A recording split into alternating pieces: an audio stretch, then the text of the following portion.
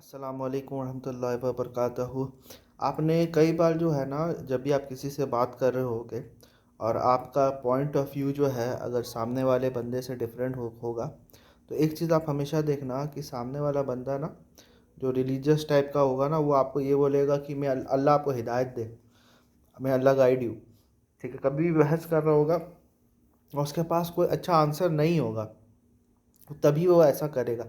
वो ऐसे पूरा टाइम आपसे बहस करेगा, उस वक्त उसको मैं अल्लाह गाइड यू या अल्लाह आपको हिदायत दे ये समझ में नहीं आएगा। लेकिन जैसे ही वो बहस हारने लगेगा ना, या फिर वो उसको ऐसा लगेगा कि यार मेरे पॉइंट्स कमज़ोर है और सामने वाले के पॉइंट्स जो है वो ये है, तो वो आपके लिए हिदायत की दुआ करके वो वहाँ से पतली गली ले लेगा।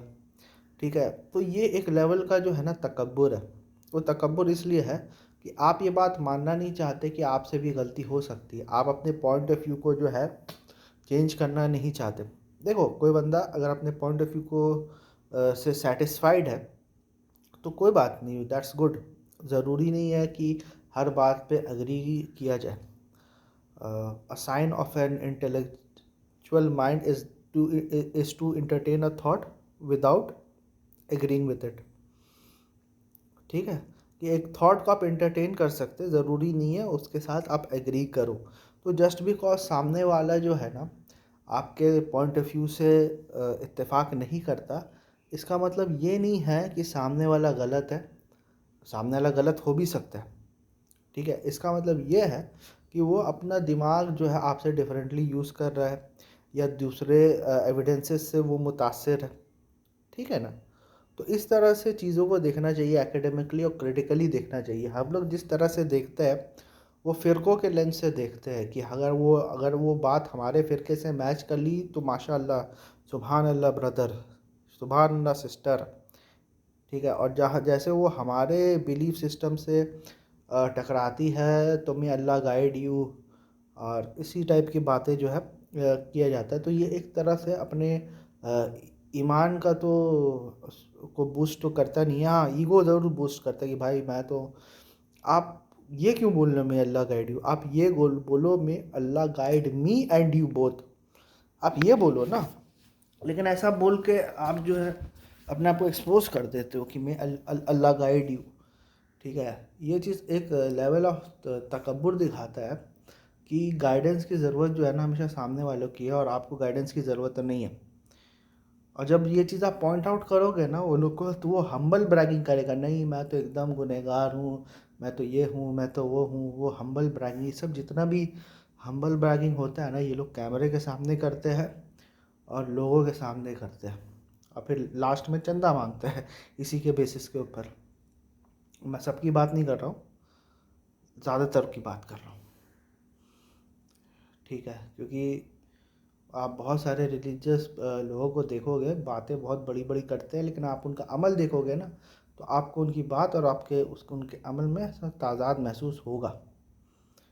ये एक जनरल ऑब्जर्वेशन आप ऑब्ज़र्व करके देख लो कि एक बंदा जो बोल रहा है और वो कह रहा है और उसका जो मामलात है दूसरे लोगों के साथ वो कैसा है अपने, और सबसे इम्पोर्टेंट चीज़ उसका मामलात अपने वाइफ के साथ कैसा। मैं वाइफ इसलिए बोल रहा हूँ क्योंकि हस्बैंड ऑलरेडी जो है ना हमारे माशरे में, ख़ासकर सब कॉन्टिनेंट में एक पावरफुल पोजीशन में रहता है।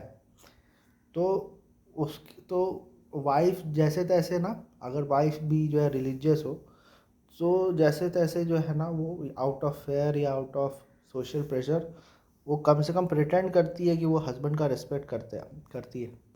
लेकिन हस्बैंड कभी ये चीज़ प्रिटेंड नहीं करते। हस्बैंड तो आप देखना, ज़्यादातर जो रिलीजियस लोग हैं ना, तो ऐसा हस्बैंड जो है वो ज़ालिम ही होते हैं। सेकुलर लोग भी होते होंगे लेकिन मेरा ऑडियंस जो है वो सेकुलर नहीं है ना।